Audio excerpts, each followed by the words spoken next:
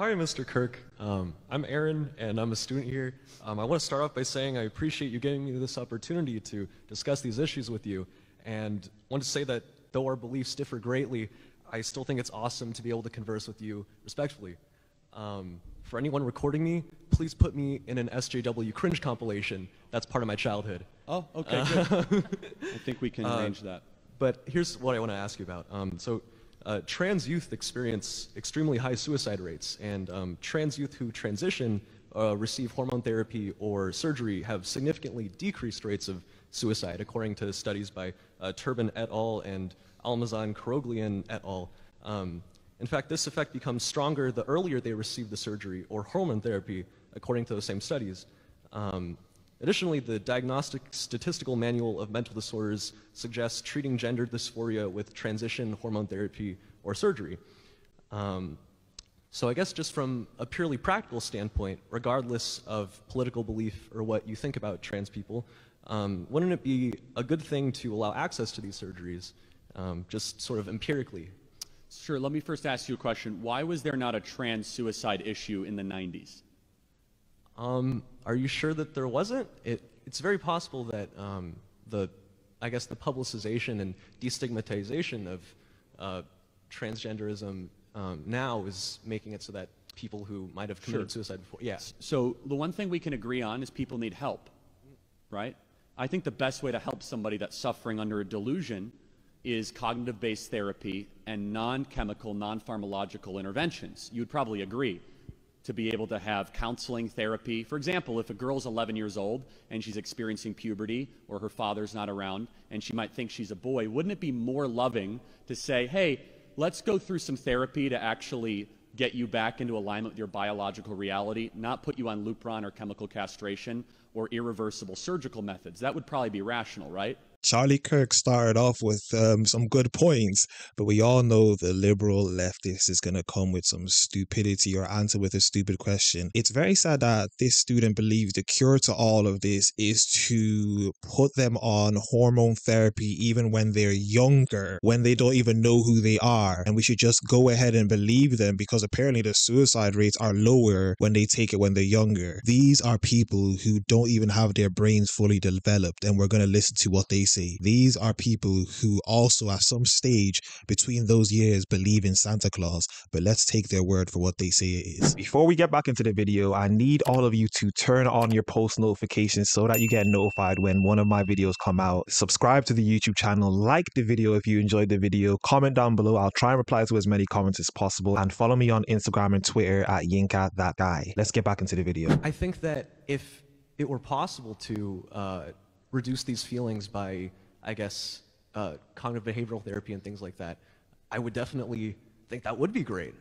But I guess research also shows that rejecting gender identity in youth typically also increases suicide rate.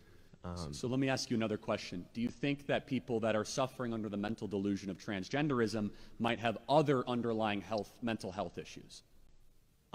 Yeah, certainly. Yeah, so it's not fair necessarily to connect transgenderism with suicide. It might be somebody that's suffering under gender dysphoria and also a heavy dose of depression, schizophrenia, anxiety, bipolar disorder, right?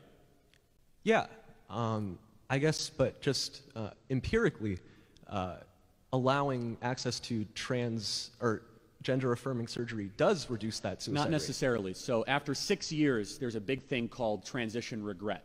We know 35,000 young people that are now vocally saying they regret medically mutilating themselves. And there is no reverse switch on that.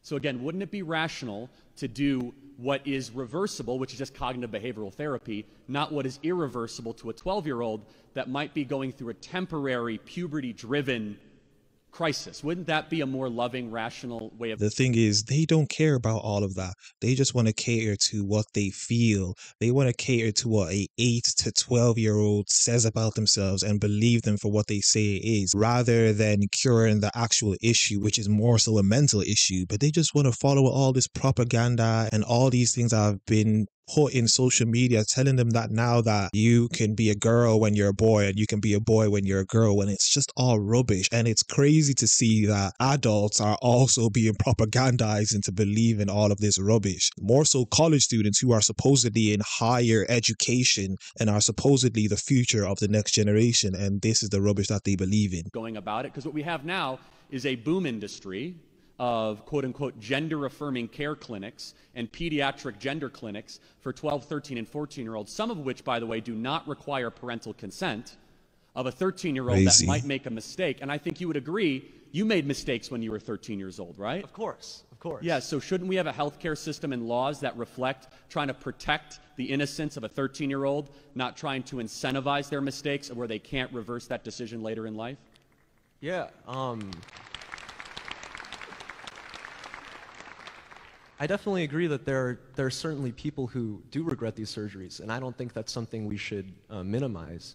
But at the same time, there are also like hundreds of thousands of people who don't regret these surgeries, and I guess overall... So then maybe they should wait till they're 18. I think that's the whole crux of this, right? So you got 12, 13, 14, 15, and then I would have a separate moral question on that, right? Even when they're 18. But we're focusing on the pediatric element, right? Which I think is important. And let me just kind of reemphasize this, which I think is the question. Let me actually ask you this. Is there an age that's too young in your opinion? If a 6-year-old says, I think I'm a boy, do you think it might be too young to do surgery on them? You know, I think it's important for me to admit that I don't really know, but I do think I appreciate the honesty. But you would probably say 6-year-old, ooh, too much, right? I honestly wouldn't know. I wouldn't say one or the other, but I would say that, I guess, over 18, how do we say? What do you think? So let's close every pediatric gender clinic in America and stop the chemical castration of our youth, which is exactly where we were 10 years ago. I think we found a lot of agreement, my friend. Oh, sorry? I think we found agreement. I don't really know either way on that one, but I guess over 18. The crux of the debate in America today is focused on children. Teenagers make mistakes. Teenagers go through identity crises. Teenagers are susceptible to social contagions. Teenagers are susceptible to peer pressure or for other influences. And the laws and the culture should reflect, let's say, an atmosphere that respects the innocence of the child and says once you are of adulthood, you have certain agency and ability. I might disagree with that, but I don't want to live in a country where an 11-year-old might be misled by a gender psychiatrist, has their breast chopped off, and wants to have that reversed in 8 years. I don't think that is loving. I think that's cruel.